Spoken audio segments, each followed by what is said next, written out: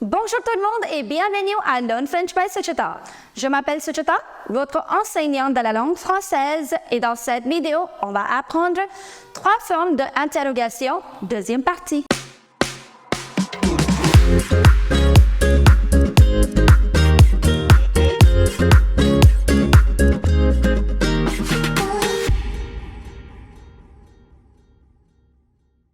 Before we begin with this video, I would like to introduce you to my website www.learnfrenchbysuchita.com, where you will find recorded courses for all your French language needs.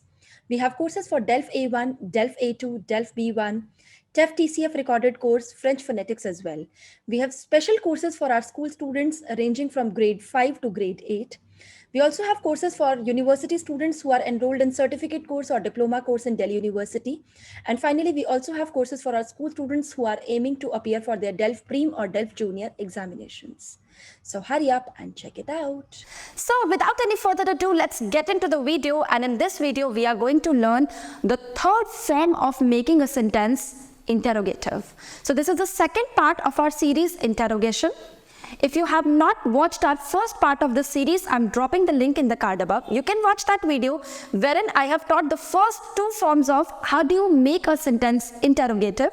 You can watch that video and then come back here again. Okay, now in this video, I'm going to teach you the third way of making a sentence interrogative, and that very well exists in English also. Now, this form is l'inversion, which means inversion. Now, for example, if I say, you will go to the school, that's a normal sentence. And if you have to make a question out of it, what will you do? You will say, will you go to the school? You will go to the school. Will you go to the school? So what did I do? I inverted my subject, that is you, and will, that's my auxiliary verb that I inverted. So instead of you, I said will, and instead of will, I said you. So not you will, I said will you. So that means I inverted my subject and my verb. So you will go to the school, instead of that I said will you go to the school? So that very well exists in French also. What do you have to do? You have to identify your subject and you have to identify your verb and you have to invert them. So that makes it a question by the third way, that is l'inversion, that is inversion. Now let's look at some of the examples over here. The first one is vous parlez anglais. Now that's a normal sentence, vous parlez anglais.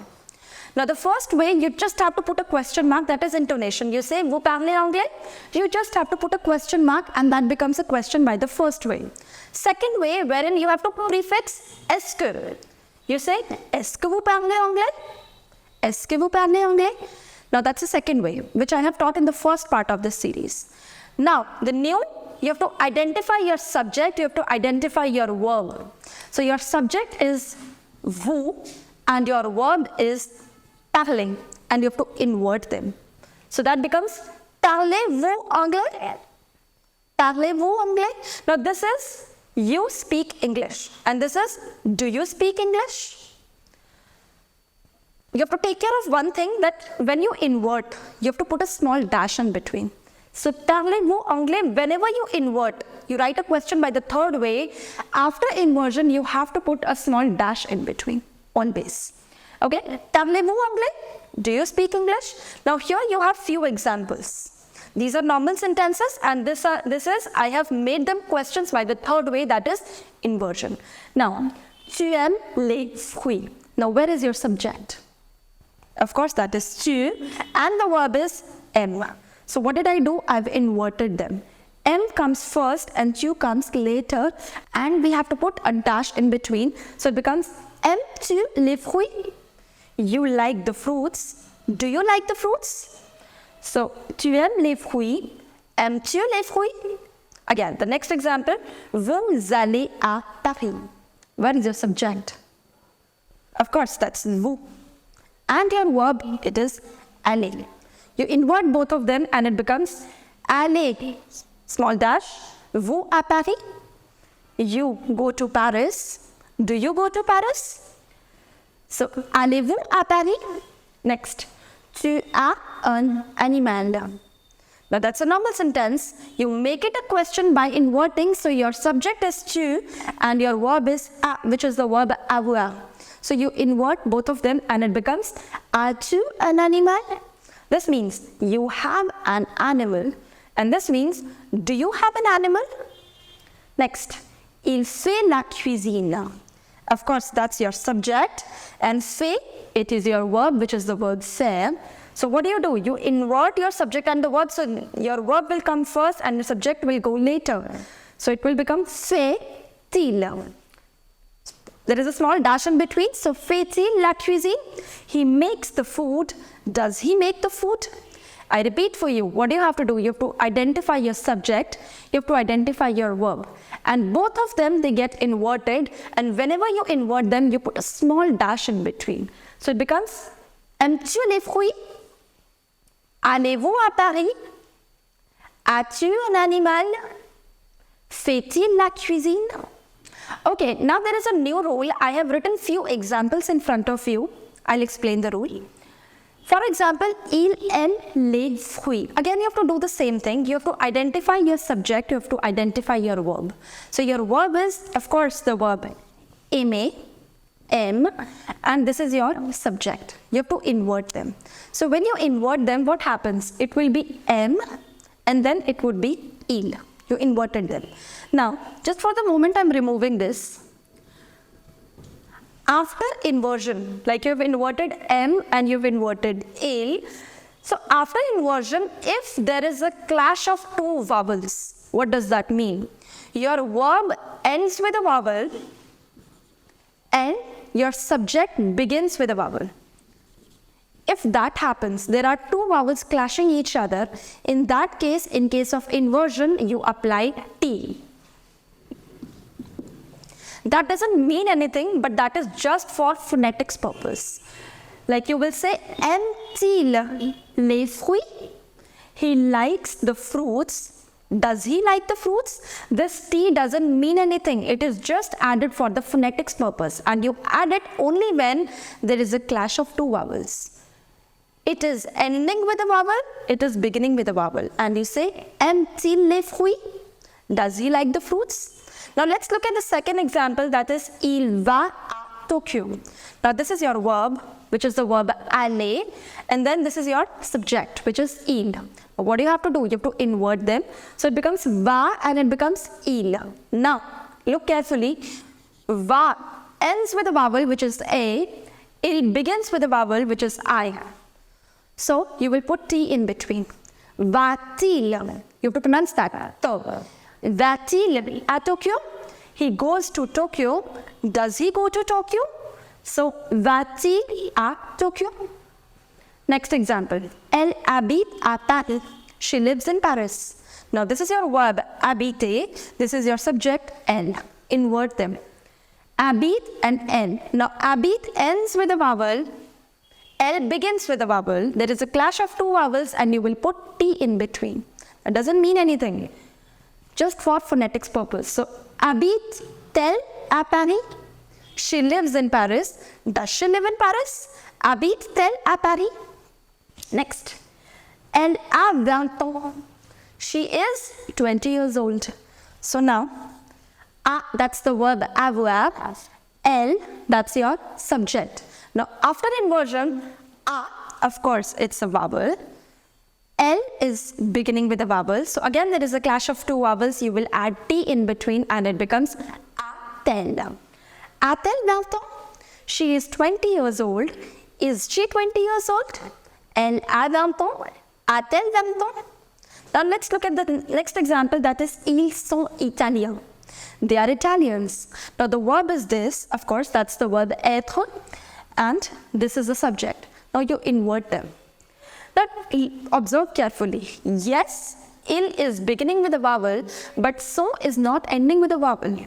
The verb should end with a vowel and the subject should begin with a vowel. Only then you put T in between. Now this is, of course, this is beginning with a vowel, but this is not ending with a vowel, so you will not put any T. You will say sont-ils italiens? Next, il ferme la porte. He closes the door. Now, this is your verb fermer. This is your subject, il. You invert them. ferme-il. Now, ferme is ending with a vowel and il is beginning with a vowel. There is a clash of two vowels, you will add T in between. So it becomes ferme-t-il la porte? He closes the door. Does he close the door? Aime-t-il les fruits? Va-t-il à Tokyo? Habite-t-elle à Paris? A-t-elle 20 ans? Sont-ils italiens? Ferme-t-il la porte? So I repeat the rule for you. After inversion of your subject and the verb, if your verb is ending with a vowel and your subject is beginning with a vowel, there is a clash of two vowels, you add T in between. But for a smoother pronunciation, you add T in between. Okay, now I have written few examples in front of you wherein these are negative sentences. So, how do you do them? See, if there is a negative sentence, there is no change in the first and the second way that we did in the first part of the video. Like for example, if it is il n'est pas chanteur and you have to make it a question by the first way, it's very simple. You just have to remove this full stop and add a question mark. Il n'est pas chanteur? Now, if you have to make it the question by the second way, you will just prefix est-ce que before that and it becomes a question by the second way. But there is something that we have to learn. How do you invert a question which is a negative question? So what do you do? So first remove ne part in your head and just take it a normal sentence. Let's consider that it is il est chanteur. Do not think that it is il n'est pas chanteur, just think that it is il est chanteur. If this sentence would have been positive, then how would you have done the inversion? Where is your subject? The subject is of course il and the verb is est. So it becomes est-il. You've just inverted this and this. Of course, there would be a dash in between. Chanteur. Now, how would you add ne and pas? Ne is always added in the beginning and pas comes after your subject. So subject is il. So you will add pas over here. So it becomes n'est-il pas chanteur? He is not singer. Isn't he singer? So, n'est-il pas chanteur? Now let's look at the second example. The verb is over here, the subject is over here. Just remove in your head that there is any ne pas over here. So you say, it is not il n'aime pas les fruits, it is ils aiment les fruits. So that's your verb and that's your subject. Invert them. So it becomes aime-t-il les fruits? Of course, since it is an inversion, you have to add a dash in between. Now, ne will come in the beginning of the sentence. So, it will become something like this. And pas comes after your subject, so that is over here. So, it becomes n'aime-t-il pas les fruits? He doesn't, sorry, they do not like the fruits. Don't they like the fruits? So, what do you have to do? You have to just invert your subject and the verb, like you do in the normal cases, and then put ne in the beginning and pas after your subject. So that becomes n'est-il pas chanteur? N'aime-t-il pas les fruits? Now, I have written two more examples, which are, of course, the negative sentences. We have to make them interrogative by the inversion form. So what will you do? The same thing, you have to identify your subject and the verb. Il ne va pas à Paris. So the subject is il and the verb is va. Invert them. Now there was a rule that I told you. After inversion, if the verb ends with a vowel and il begins with a vowel, you will put t in between. That you will follow here as well. And then à Paris. Now you have to put ne and pas back. So what will you do? I told you ne in the beginning and pas after your subject. Ne va-t-il pas à Paris? He doesn't go to Paris. Doesn't he go to Paris? Now again, there is one more example. Elle n'habite pas en Inde. Where is your verb? The verb is here. The subject is here. Invert them. So the inversion will look something like this. Habite and N. Now habite ends with a vowel and L begins with a vowel. Of course, you will put T in between. Ne comes in the beginning and pas comes after your subject. So follow all the steps and it will never be wrong. Elle n'habite pas en Inde. She doesn't live in India.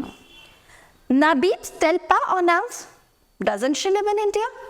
Identify your subject, identify your verb. Invert them. If your verb ends with a vowel, subject begins with a vowel, put T in between just for phonetic purpose. If the sentence is negative, put na in the beginning and pa just after your subject. Now here I have written few examples in front of you. You will find the answers of these in the description box below. What you have to do, these are normal sentences. You have to make them questions using the third way, that is inversion. You have to apply all the rules that we learned in this video. So I'll just read it out for you. Nous allons au café. Vous ne voulez pas les livres. Ils lisent les romans. Elle ouvre la porte. Tu peux parler. Il n'écrit pas en français. Il n'aide pas ses enfants.